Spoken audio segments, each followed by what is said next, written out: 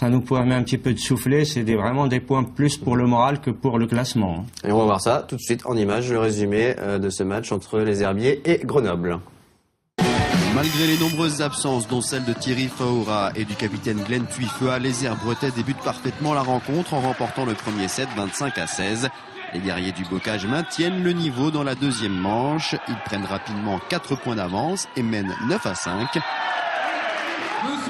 Grâce notamment à son puissant attaquant Petko Kolev, Grenoble revient à 1 point, 10-9, puis revient à égalité, 10 partout sur cette balle trop longue d'Ngoé. Les attaques grenobloises posent souvent problème, aux Herbretais parfois en manque de repères. Les hommes de Mohamed Benani réussissent toutefois à creuser de nouveau l'écart, 14-11, puis 20-13. 7 points, c'est l'écart qu'il y a à la fin de ce deuxième set remporté par les Herbiers, 25-18. Avec seulement 2 remplaçants, dont un très jeune joueur, les Herbretais semblent subir un coup de fatigue dans le troisième set. Les Isérois, qui ont la possibilité de faire plus de rotation, en profitent. Kolev, encore lui, permet à son équipe de faire la course en tête, 7-4, puis 15-11. Les Herbretais calent dans cette troisième manche. Les Grenoblois sont efficaces au filet et s'imposent 25-18. 2-7-1 pour les Herbiers qui montrent encore des signes de faiblesse dans la quatrième manche.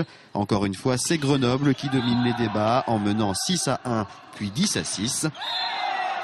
Pour les Herbiers, l'heure est venue de remettre le bleu de chauffe. Les coéquipiers de Charles Ngoé réussissent à égaliser à 12 partout. Les deux équipes restent désormais très proches au tableau d'affichage, 17-17, 19-19. C'est au mental que les Herbretais vont chercher la victoire, avec notamment Ngoé et Temgoa à la finition. Ils parviennent à faire la différence. Après 2 balles de match perdues, la troisième est la bonne. Étienne Temgoa est à la conclusion et permet au Vendée Volleyball Club Herbretais de battre Grenoble 3-7-1. Malgré les absences et le passage à vide en milieu de partie, les guerriers du Bocage ont su trouver les forces nécessaires pour empocher leurs 3 premiers points en play-off. On a eu une petite baisse de fatigue. Ils ont changé pas mal leur 6. Ça nous a un petit peu déstabilisé. Et puis en plus, ils ont monté légèrement leur niveau de service. Donc ça a suffi. Donc après, on a équilibré un petit peu le jeu sur le 4e set. On a inversé un petit peu la tendance au niveau service-récep et là la confiance est revenue et puis l'abnégation des joueurs et leur sérieux, leur envie a fait la différence. On n'a pas été agressif du tout au début, après on a changé un peu, mais bon, on n'a pas su continuer jusqu'au bout de mettre la pression.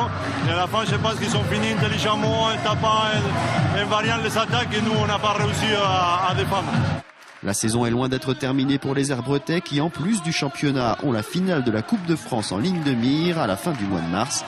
Samedi prochain, ce sera la 3e journée des playoffs avec un déplacement à Brive.